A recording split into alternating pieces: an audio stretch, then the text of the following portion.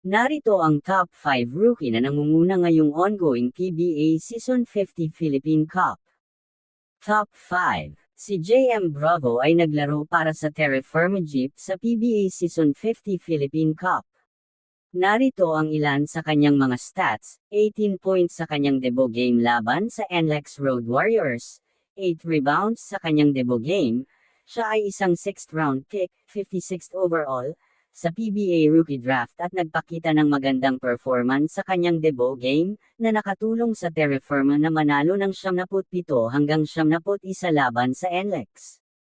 Top 4. Si Christopher Kuhn ay naglalaro ngayon para sa Titan Ultra Giant Risers, ang bagong koponan na pumalit sa Northport Batang Pier sa PBA Season 50.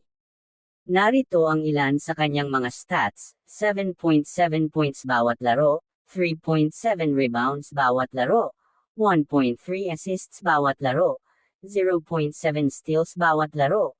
Sa isang laro laban sa Meralco, nagtala siya ng 6 points, 3 rebounds, at 1 assist. Siya ay isang 6'4" na guard mula sa San Pedro, California, USA. Top 3. Si Dalf Panopio ay nagpakita ng magandang performance sa kanyang debut game sa PBA Season 50 Philippine Cup.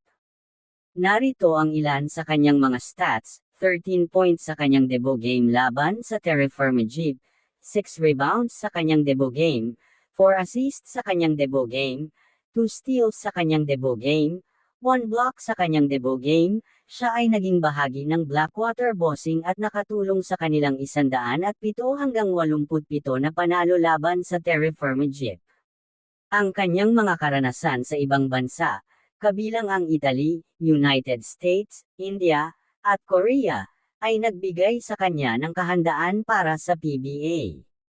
Top 2. Narito ang buong average ni Sonny Estel sa Barangay Ginebra sa PBA Season 50 Philippine Cup: 9 points per game, 3.5 rebounds per game, at least 1 assist per game, at least 1 steal per game, 33% field goal, 40% three-point line, 70% sa fifth row line.